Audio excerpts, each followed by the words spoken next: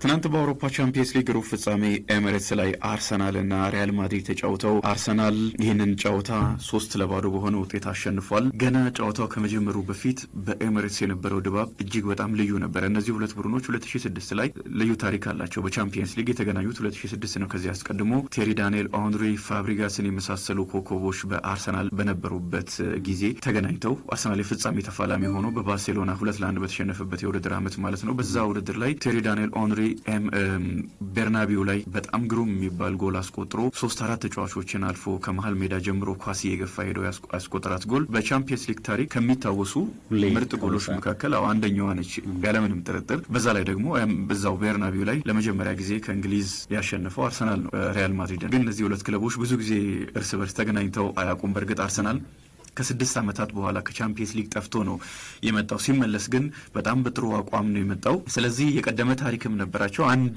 ደርሶ መልስ ጨዋታ ቢሆንም የመልሱም ጨዋታ በተመሳሳይ በጣም ከባድ እንደነበረ ይታወሳል። ማድሪዶቹ ውጤቱን ለመቀልበስ ሮናልዶ፣ ሉዊስ ናዛሪዮ፣ ዴሊማ፣ ዚነዲን ዚዳን፣ ራውልን የመሳሰሉ ሮቤርቶ ካርሎስን፣ ካሲያስን የመሳሰሉ ኮከቦች የነበሩበት ስብስብ ነው። ቤካም ኦፍኮርስ ምርጥ ስብስብ ነበረና በዛ ስብስብ እስከ መጨረሻ ታግሎ ነበረ። በመጨረሻ አቻውቶ በድምር ውጤት 1-0 ነበር አርሰናል ያጠናቀቀውና ይሄ ስሜት አለ። ትናንትና ከጨዋታው አስቀድሞ አሰልጣኝ ሚኬል አርቴታ ወደ ኤሚሬትስ ከሄደ በኋላ ወደ አርሰናል ከሄደ በኋላ የሜዳውን ድባብ ፍጹም ቀይሮታል። እሱ ከመምጣቱ በፊት በጣም ደካማ ስለነበረ አርሰናል ሜዳ ውስጥ የነበረውም ድባብ ደካማ ነበረም። በዛ ላይ ደግሞ አርሰናል ውጤት እያጣም ስለነበረ ደጋፊዎችም ተከፋፍለው ነበረ። ደስ የሚል ድባብ አልነበረም በስቴዲየም ውስጥ።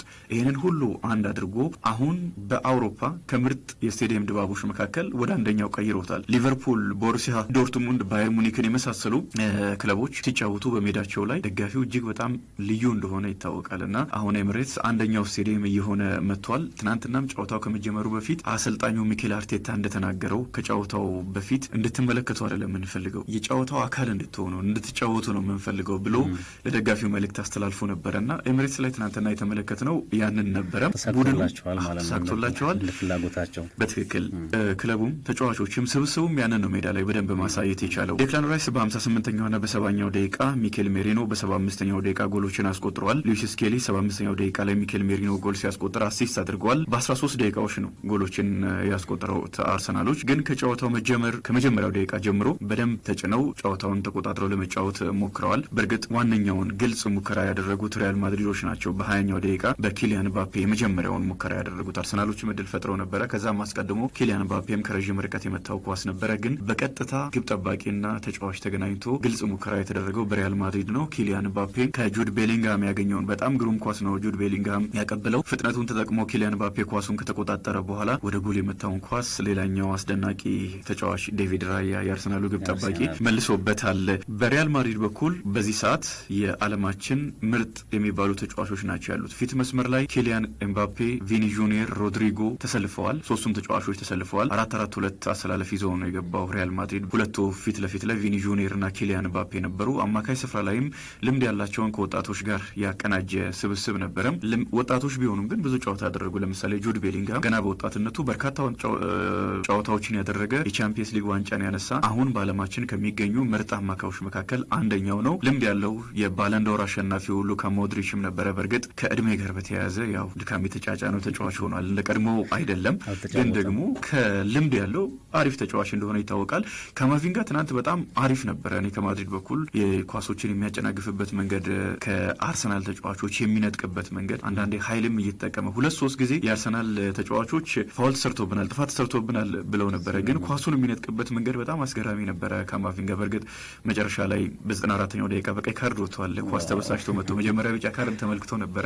ጨዋታውን ፊሽካ ከነፉ በኋላ እንዲቆም ኳስ መታና ሁለተኛ ቢጫ ካርድ ተመልክቶ በቀይ ካርድ ወጥቷል። ሁለተኛው ጨዋታ ላይ አይኖርም ማለት ነው። በእርግጥ ቢጫ ካርዱንም ሲያይ ሁለተኛው ጨዋታ ላይ እንደማይኖር ተረጋግጦ ነበረ። ኮርቷ የዓለማችን ምርጡ ግብ ጠባቂ በሪያል ማድሪድ ቤት ውስጥ አለ። ዴቪድ አላባ እና ሮድሪገር ነበሩ ወጣት ተከላካዮች። እንደ ፌዴ ቫልቬርዴ በቀይ መስመር በኩል በተከላካይነት ተሰልፏል። ሪያል ማድሪድ ቤት ውስጥ ትልቁ ችግር ተከላካይ ስፍራ ላይ ነው። በርካታ ተጫዋቾች ስለተጎዱ ማለት ነው። ምናልባት ትናንትና እነ ካርቫሃል የመሳሰሉ ተጫዋቾች ቢኖሩ እነ ኤደር ሚሊታው ቢኖሩ የተከላካይ መስመሩ ይህንን ቅርጽ አይዝም ነበረ። ሜንዲ እንኳን በዚህ ውድድር ዓመት እንዴት ድንቅ እንደነበረ ተመልክተናል እና ተከላካይ መስመር ላይ ችግር ነበረ። ግን ኮርቷ በጣም አስደናቂ ነበረ። በአጠቃላይ የማድሪድን ስብስብ ከተመለከተን የኮከቦች ስብስብ ነው ማድሪድ። ይህንን ክለብ ነው አርሰናል ትናንትና ምሽት ያሸነፈውና አርሰናል በቻምፒየንስ ሊጉ የኤምሬትስ ምርጡን ምሽት አሳልፏል። ይህንን አስተያየት በርካቶች የቀድሞ ተጫዋቾችም ጭምር እየሰጡ ይገኛሉ። ያለምንም ጥርጥር በቻምፒየንስ ሊጉ ምርጡ ምሽት ነው አርሰናል ያሳልፈው በዚህ ስቴዲየም ላይ። በጣም 3-0 ማለት ከባድ ነው። ትልቅም ቡድን 3-0 ነው ያሸነፈው። በዛ ላይ በጨዋታም በደንብ በልጦ በሙከራዎችም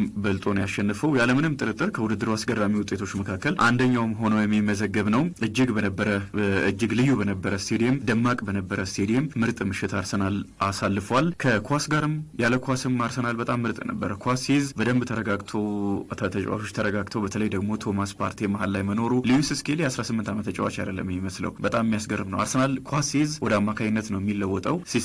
በመከላከል ደግሞ ግራ ላይ ነው የሚከላከለው እና ሮድሪጎን የመሰለ በጣም አስደናቂ ተጫዋች ሪያል ማድሪድ ቤት ውስጥ አለ። ሌላ በኮከቦች የተሸፈነ ኮከብ ነው በሪያል ማድሪድ ቤት ውስጥ እና ይህንን ተጫዋች ማቆም ግዴታ ይኖርበታል። ልክ ደግሞ አርሰናል ኳሱን ሲቆጣጠር በፍጥነት ወደ አማካይ ይመጣና የሚያደራጅበት መንገድ በቃ የ18 ዓመት ተጫዋች አይደለም። ዘንድሮ በቋሚነት መጫወት የጀመረ ተጫዋች አይመስልም እና በእንግሊዝ ብሔራዊ ቡድንም ይህንን ተመልክተናል። በጣም ሲደነቅ ነበረ። በፍጥነት ወደ መሀል እየገባ ኳሱን የሚያደራጅበት እያንዳንዱን ኳስ እንግሊዞች ሲጀምሩ በሱ በኩል ነበር አብዛኞቹ ኳሶች ሲያልፉ የነበረው እና በአርሰናልም በትልቅ ጨዋታ ጁድ ቤሊንግሃም መሀል ላይ፣ ሞድሪች ቅድም የጠቀስ ነው፣ ካማቪንጋ እንደዚሁም ፊት መስመር ላይ ደግሞ ከኋላው ኳሱን እንደተቀበለ ከኋላው ኪሊያን ምባፔ፣ ቪኒ ጁኒየር የመሳሰሉ ተጫዋቾች ናቸው ሊከተሉት የሚችሉት እና ይህንን እያወቀ በዚህ አስደናቂ የስነ ልቦና ከፍታ መጫወት መቻሉ የተጫዋቹን አቅም በሚገባ የሚያሳይ ነው እና አማካይ ክፍል ላይ እንደዚህ ኳሱን አርሰናል ሲይዝ በፍጥነት እየተደራጁ ቀስ እያሉ ወደ ሪያል ማድሪድ የግብ ክልል በመታገስ ኳሱን እያንሸራሸሩ ለመሄድ ይሞክራሉ። ቡካዮ ሳካ በጣም አሪፍ ስለነበረ 2-3 አጋጣሚዎችን አስቀድሞም ለመፍጠር ሙከራ ሲያደርግ ነበረ። ልክ አርሰናል ኳስ ሲነጠቅ ደግሞ በፍጥነት ነው የመከላከል ቅርጻቸውን መተው የሚይዙት እና ባለፈው በእንግሊዝ ፕሪሚየር ሊግ ኤቨርተን ላይ ይህንን አርሰናል የተመለከተ ምን ነክቷቸው ነው ሊል ይችላል። በዛ ጨዋታ ላይ ልክ ማድሪድ ኳሱን ሲቆጣጠር የአርሰናል ተጫዋቾች በፍጥነት ቦታቸውን ይዘዋል። የመከላከል ቅርጻቸውን የመከላከል አደረጃጀታቸውን በፍጥነት ነው የሚይዙት። በእርግጥ ከኳስ ውጪ ዘንድሮ የአውሮፓ ምርጡ ቡድን ነው በሚል የፓሪስ ሰን ጀርማው አሰልጣኝ ሉዊስ ኤንሪኬም ገልጿል። ከዘንድሮ ምርጥ ቡድኖች መካከል አንደኛው ፓሪስ ሰን ጀርማ ነው እና ኤሚሬትስ ላይ 2-0 አሸንፎታል አርሰናል። ከኳስ ውጪ በጣም የሚያስደንቅ ቡድን ነው እና በፍጥነት ነው ሁሉን ነገር የሚያስተካክለው። ትናንትናም ይሄንን ታታሪነት ተመልክተናል። ሁለተኛው አጋማሽ ላይ ሙሉ በሙሉ አርሰናል የበለጠበት ጨዋታ ነው። በሙከራም በጨዋታም ማድሪድን ፍጹም በልጦ ተጫውቷል። በቅርቡ ማንቸስተር ሲቲ ሪያል ማድሪድን እንደዚሁ ፍጹም በልጦ ያሸነፈበት ጨዋታ ይታወሳል። በዛ ደረጃ አይደለም፣ ፍጹም በዛ ደረጃ የነበረ አይደለም ብልጫው። ግን ደግሞ በአርሰናል በዚህ ደረጃ ሪያል ማድሪድን በልጦ መጫወት በጣም የሚያስደንቅ ነው እና በልጦ ነው የተጫወተው። በአጠቃላይ 53.4% የኳስ ቁጥጥር ብልጫ ወስዷል። 1.51 ኤክስጂ ነበረው ወይም ይሄን ያክል ከተፈጠሩ ጎሎች ድሎች አንጻር ይሄንን ያክል ጎል ማስቆጠር ነበረበት ነው በአማካይ። ግን ከኤክስጂው በላይ ጎል አስቆጥሯል ትናንትና። ማድሪድ ደግሞ 0.5 እንዴት ዝቅተኛ እንደነበረ የሚያሳይ ነው። 12 ሙከራዎችን ሲያደርግ አርሰናል 11ዱ ኢላማቸውን የጠበቁ ነበሩ። እጅግ በጣም ውጤታማ ምሽት ነው አርሰናል ያሳለፈው። ማድሪድ 9 ሙከራዎችን አድርጎ 3ቱ ኢላማቸውን የጠበቁ ነበሩ። አርሰናል 36 ጊዜ የአርሰናል ተጫዋቾች በሪያል ማድሪድ ሳጥን ውስጥ ተገኝቶ ኳስ ነክተዋል። በሪያል ማድሪድ በኩል ደግሞ 13 ጊዜ ብቻ ነው ተጫዋቾች ማድረግ የቻሉት። ይሄንን ልዩነቱ በጣም ግልጽ ነው።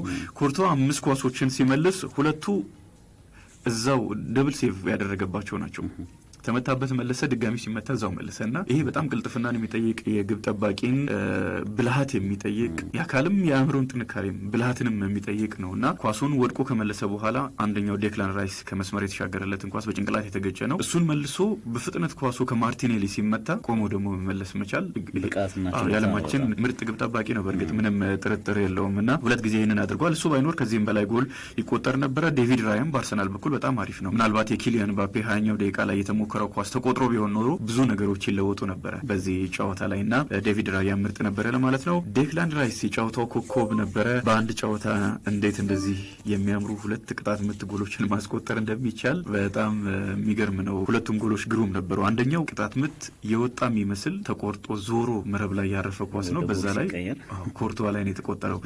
ሁለተኛው ኳስ ደግሞ 90 ዲግሪ ላይ ያረፈ ነው። ቴሪ ዳንኤል ኦንሪ የቀድሞ የአርሰናል ኮከብ 10 ግብ ጠባቂ ብታቆም የማትመልሰው ነው በሚል ነው ይህንን ኳስ የገለጸው። 2 እጅግ በጣም የሚያስደንቁ ቅጣት ምት ጎሎች በተከታታይ ዴክላን ራይስ እስከ ትናንትና ምሽት ድረስ ከቅጣት ምት ጎል አላስቆጠረም። ትናንትና ግን 2 ግሩም ቅጣት ምቶችን አስቆጥሯል። በግማሽ ፍጻሜ በአንድ ጨዋታ ላይ 2 ቅጣት ምቶችን ያስቆጠረ የመጀመሪያም ተጫዋች ሆኗል። እሱም ከጨዋታው በኋላ የማይታመን ምሽት ነው ከሪያል ማድሪድ ጋር ነው የተጫወት ነው የምንጊዜ ምርጡ ጨዋታዬ ነው ወይም ደግሞ ምርጡ ምሽቴ ነው በሚል ነው የገለጸው። ዴክላን ራይስ የጨዋታው ኮከብ ነበረ። ስለዚህ እንደምታስታውሰው 105 ሚሊዮን ፓውንድ ነው አርሰናል ለዚህ ተጫዋች ዝውውር ያወጣውና በቃ ትናንትና ከዚህ በኋላ ምንም አይነት ጥያቄ የሚነሳበት አይመስለኝም። በእርግጥ ከዛም አስቀድሞ ወደ አርሰናል ከመጣ በኋላ ዋጋውን የሚመጥን አቋም አሳይቷል ብዬ ነው እኔ ማምነው። ግን ደግሞ ጥያቄ ያላቸው ካሉ ትናንትና በትልቅ መድረክ በደንብ ያሳየበትን ምሽት ነው ያሳየው እና ቴሪ ዳንኤል ኦንሪም ሲቢኤስ ላይ ጠይቆት ነበረ። እንደዚህ አይነት ተመሳሳይ ለደጋፊዎች ይሁን ለራሱ ይሁን ለሪያል ማድሪድ ለየትኛውም ብቻ ይሁን የሆነ ማስመስከር ያለበት ነገር ካለ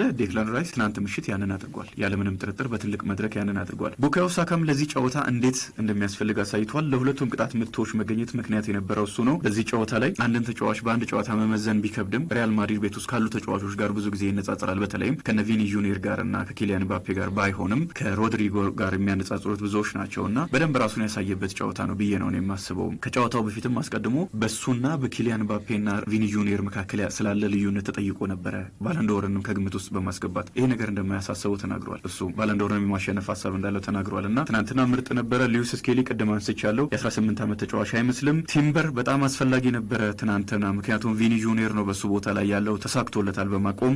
ቶማስ ፓርቲ የአርሰናል ደጋፊዎች ዋጋውን አይረዱት ይሆን የሚል ጥያቄ ነበረኝና ከትናንትና ምሽት ጨዋታ በኋላ የእሱን ዋጋ የማይረዳ የአርሰናል ደጋፊ ይኖራል ብዬ አልጠብቅም።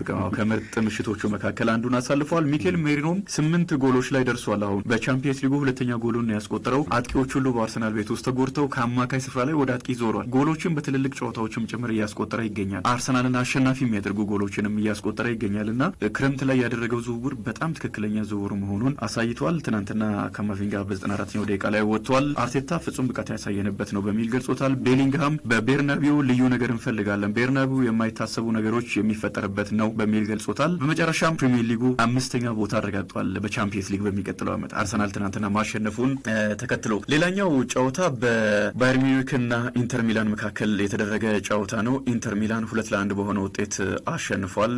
ከሜዳ ውጭ ያደረገው ጨዋታ ነው። ላውታሮ ማርቲኔዝ እና ፍራቴሲ ናቸው ጎሎችን ያስቆጠሩት። ሙለር በ85ኛው ደቂቃ አቻ ካደረገ ከ3 ደቂቃዎች በኋላ ነው ፍራቴሲ ለኢንተር ሚላን ሁለተኛ ጎል ያስቆጠረውና ኢንተር ሚላንን አሸናፊ ማድረግ የቻለው። በርካታ ሙከራዎችን አድርገዋል ኢንተር ሚላኖች ባየር ሚዩኒኮች 58 በመቶ የኳስ ቁጥጥር ብልጫ ነበራቸው። ሙከራዎችን አድርገዋል። 7 ኢላማቸውን የጠበቁ ሙከራዎችን አድርገዋል። ግን ጎል ማስቆጠር አቻ መሆን አልቻሉም እና በመጨረሻ ለኢንተር ሚላን እጅ ሰጥተዋል። ያለፉትንም ጨዋታዎች ኢንተር ሚላን ነው የቻምፒየንስ ሊግ ፍጻሜ ጨዋታን ጨምሮ አሸንፎ ባየር ሚዩኒክን ዋንጫ ወስዶ የነበረው። በጨዋታ ደረጃ ከተመለከትን የሪያል ማድሪድና የአርሰናልን ያክል ትኩረት የሚሰጠው በጣም ግዙፍ ጨዋታ ነው። ኢንተር ሚላንና ባየር ሚዩኒክ ያደረጉት ጨዋታ ብዙ ጊዜያችንን የአርሰናልና የማድሪድ ጨዋታ ላይ ወሰደን። በጣም አሪፍ ጨዋታ ነው።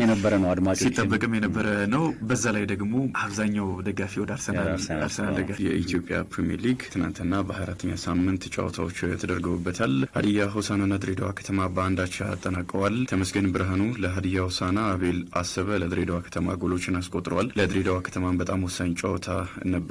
ነጥብ መውሰድ ችሏል። መቻል መቀለ ሰባ እንደርታን 1-0 ረትቷል። ሽመልስ በቀለ ነው ብቸኛዋን ጎል ያስቆጠረው። በኢትዮጵያ ፕሪሚየር ሊግ ዛሬም ጨዋታዎች ይደረጋሉ። 9 ሰዓት ጀምሮ ኢትዮ ኤሌክትሪክና ሐዋሳ ከተማ፣ 12 ሰዓት ደግሞ ስሁል ሽረ ከሲዳማ ቡና ጋር ይጫወታል። ኢትዮጵያ መድን በዚህ ሳምንት ባቻ ውጤት ነው ያጠናቀቀው። 45 ነጥቦችን ይዞ ይመራል። ወላይታ ዲቻ በ37 ነጥቦች ይከተላል። ሁለተኛ ደረጃ ላይ ነው የሚገኘው። ኢትዮጵያ ቡና 24ኛ ሳምንት ጨዋታውን ያደርጋል በ36 ነጥቦች 3ኛ ደረጃ ላይ ይገኛል። የሚያሸንፍ ከሆነ የነጥቦቹን ቁጥር ወደ 39 ከፍ ያደርጋልና ከኢትዮጵያ መድን ጋር የሚኖረው የነጥብ ልዩነት ወደ 6 ይጠባል ማለት ነው። ቀጣይ ጨዋታዎች ለኢትዮጵያ መድን በተጽዕኖ ውስጥ እንዲያደርግ የሚያስገድድ ይሆናል። ኢትዮጵያ ቡና የሚያሸንፍ ከሆነ ባህር ዳር ከተማም የዚህን ሳምንት ጨዋታውን ያደርጋል። 34 ነጥቦችን ይዞ 4ኛ ደረጃ ላይ ነው የሚገኘው። ከሀዲያ ሆሳዕና ትናንትና ጨዋታውን ካደረገው ክለብ አቻ ከተለያየው ክለብ በተከታታይ አሁን 5 ጨዋታዎችን ማሸነፍ አልቻለም። ሀዲያ ሆሳዕና 4ቱ ጨዋታዎች ባቻ ውጤት የተጠናቀቁ ናቸው። ያለፉት 2 ጨዋታዎችም እንደዚሁ ባቻ ውጤት ነው የተጠናቀቁትና በ34 ነጥቦች አሁን 5ኛ ደረጃ ላይ ይገኛል። ባህር ዳር ከተማ የሚያሸንፍ ከሆነ 37 ነጥቦችን በመያዝ ወደ 2ኛ ደረጃ ከፍ ይላል። በእርግጥ የኢትዮጵያ ቡናም ውጤት አለ። እንደ ኢትዮጵያ ቡና ውጤት ግን ባህር ዳር እስከ 2ኛ ደረጃ ከፍ ማለት የሚያስችል እድል ይኖረዋል። ፋሲል ከነማም በዚህ ሳምንት አሸንፏል። 6ኛ ደረጃ ላይ ይገኛል በ33 ነጥቦች በተከታታይ 3 ጨዋታዎችን አሸንፏል። በተለይም ደግሞ ቅዱስ ጊዮርጊስን 2-1 ያሸነፈበት ጨዋታ ከሳምንቱ ትልልቅ ጨዋታዎቹ መካከል አንደኛው የነበረ ጨዋታ ነው። በተለይም ደግሞ የሆነ የደርቢ ስሜት ተፈጥሯል በሁለቱ ክለቦች መካከል እና በቅርቡም ሻምፒዮን የነበረ ቡድን ነው ፋሲል ከነማ። በዚህም ምክንያት እንደዚህ አይነት ስሜት አለ። ቅዱስ ጊዮርጊስ በተከታታይ አሁን ጨዋታዎችን ነጥብ እየጣለ ይገኛል። በ5 ጨዋታዎች ማሸነፍ አልቻለም። ያለፈውንም ጨዋታ ተሸንፏል። ከዛ አስቀድሞ 2 ተከታታይ ጨዋታዎችን ባቻ ውጤት አጠናቆ ነበረ። ከዛ በፊት ደግሞ ከ3 ሳምንታት በፊት ማለት ነው 2 ተከታታይ ጨዋታዎችን ተሸንፎ ነበረና አሁን በ31 ነጥቦች ከ22 ጨዋታዎች በኋላ 10ኛ ደረጃ ላይ ተቀምጧል። መቻል ትናንትና አሸንፎ 32 ነጥቦች ላይ ደርሷል። ከ2 ተከታታይ ጨዋታዎች በኋላ ከሽንፈቶች በኋላ ነው የትናንቱን ጨዋታ ያሸነፈው። ሽመልስ በቀለ ግሩም ጎል ነው ያስቆጠረው። 8ኛ ደረጃ ላይ መጥቷል። አዳማ ከተማ በ21 ነጥቦች 15ኛ ደረጃ ወራጅ ቀጠና፣ ሐዋሳ ከተማ በ20 ነጥቦች በተመሳሳይ ወራጅ ቀጠና ውስጥ 16ኛ ደረጃ ላይ ነው የሚገኘው። ዛሬ የሚያሸንፍ ከሆነ ሐዋሳ ከተማ ነጥቦቹን ወደ 23 ከፍ ማድረግ ይችላል። ከወራጅ ቀጠና 1 ደረጃ ከፍ ብሎ የሚገኘው መቀለ ሰባ እንደርታ በተከታታይ 2 ጨዋታዎችን ተሸንፏል። ትናንትናም ተሸንፏል። 25 ነጥቦች አሉት። 2 ነጥብ ልዩነት ይሆናል ማለት ነው ወራጅ ቀጠና ውስጥ በሚኖረው በሐዋሳ ከተማና በመቀለ ሰባ እንደርታ መካከል። ዛሬ የሚያሸንፍ ከሆነ ሐዋሳ ከተማ ሽረ እንዳስላሴ በ16 ነጥቦች 17ኛ ደረጃ ላይ ይገኛል። ወልዋሎ ዓዲግራት ዩኒቨርሲቲ በ10 ነጥቦች 18ኛ ደረጃ ላይ ነው የሚገኘው። የ24ኛ ሳምንት የኢትዮጵያ ፕሪሚየር ሊግ የመጨረሻ ጨዋታዎች ነገ ሲደረጉ 9 ሰዓት ጀምሮ አርባ ምንጭ ከተማ ከኢትዮጵያ ንግድ ባንክ፣ 12 ሰዓት ጀምሮ ባህር ዳር ከተማ ከኢትዮጵያ ቡና በጣም ተጠባቂ ጨዋታ ነው። ኢትዮጵያ ቡና የሚያሸንፍ ከሆነ ቅድም እንዳልኩት ወደ 2ኛ ደረጃ ከፍ ይላል። ባህር ዳር ከተማ ጋር የሚኖረውን የነጥብ ልዩነት ማስፋት ይችላል። ስለዚህ እንደ 2 ጨዋታ የሚታይ ነው ለኢትዮጵያ ቡና። ባህር ዳር ከተማ የሚያሸንፍ ከሆነ 2ኛ ደረጃ በቀጥታ 2ኛ ደረጃ ላይ መቀመጥ የሚችልበት እድልን ይፈጥራል። የኢትዮጵያ ከፍተኛ ሊግ ምድብ ሀ 20ኛ ሳምንት የመጨረሻ 2 ጨዋታዎች ትናንትና ተደርገዋል። ሸገር ከተማ ደብረ ብርሃን ከተማን 3-2 አሸንፏል። ሸገር ከተማ ወደ ኢትዮጵያ ፕሪሚየር ሊግ መግባቱን ቀድሞ ነው ያረጋገጠው። ዘካሪያስ በየነ፣ አሚር አብዶና ጀቤሳ ሚኤሳ ጎሎችን ለሸገር ከተማ አስቆጥረዋል። አብዱልአዚዝ ኡመር እና በረከት አድማሱ ደግሞ ለደብረ ብርሃን ኳስና መረብን ያገናኙ ተጫዋቾች ናቸው። ደደቢት አምቦ ከተማን በተካልኝ አስፋው ብቸኛ ጎል 1-0 በሆነ ውጤት አሸንፏል። ነገሌ አርሲ በ40 ነጥቦች ይህንን ምድብ እየመራ ይገኛል። ምድብ 2 ላይ ምድብ ሀ የተጠናቀቀ ነው። ያው ብዙ ላለመውረድ የሚደረግ ደረጃ ሰንጠረዡ ከፍ ብሎ ለማጠናቀቅ የሚደረጉ ጨዋታዎች ናቸው የሚቀጥሉት። የፍጻሜ ጨዋታም ይደረጋልና 3ኛ ደረጃን ይዞ ለማጠናቀቅ 2ኛ ደረጃን ይዞ የሚያጠናቅቀው ቡድን ከሁለቱ ምድቦች 2ኛ ደረጃን ይዞ የሚያጠናቅቁ ክለቦች ለ3ኛ ደረጃ ይፋለማሉ። ምንም እንኳን ወደ ፕሪሚየር ሊጉ የመምጣት እድል ባይኖራቸውም 3ኛ ደረጃን ይዞ ለማጠናቀቅ የሚፋለሙ ይሆናል። ምድብ 2 ላይ ግን ነገሌ አርሲ በ40 ነጥቦች እየመራ ይገኛል። ይህ ምድብ እስከ መጨረሻው ሳምንት በጣም የሚያጓጓ ይሆናል። ደሴ ከተማ በ2 ነጥቦች ብቻ አንሶ 2ኛ ደረጃ ላይ ይገኛል። በ38 ነጥቦች 21 የጎል ክፍያ ያለው ቡድን ነው። ከፍተኛ የጎል ክፍያ ያለው ደሴ ከተማ ነው በዚህ ምድብ። ሀላባ ከተማ በ36 ነጥቦች 3ኛ ደረጃ ላይ ይገኛል። ምናልባት ንብም በ35 ነጥቦች 4ኛ ደረጃ ላይ ይገኛል እና በእነዚህ 4 ክለቦች መካከል በቀጣይ የሚደረግ ጠንካራ ፉክክር ይኖራል። የንብ ምናልባት ከባድ ሊሆን ይችላል፣ ግን 3ቱ ክለቦች ጠንካራ ተፎካካሪ እንደሚሆኑ ይጠበቃል። አዲሱ ቱላ በ12 ጎሎች ከንብ ከፍተኛ ጎል አስቆጣሪነቱን በኢትዮጵያ ከፍተኛ ሊግ እየመራ ይገኛል። ጌትነት ተስፋዬ ከወልቂጤ ከተማ 11 ጎሎችን አስቆጥሮ 2ኛ ነው። በርካታ ተጫዋቾች ደግሞ 9 ጎሎችን አስቆጥረው በ3ኛ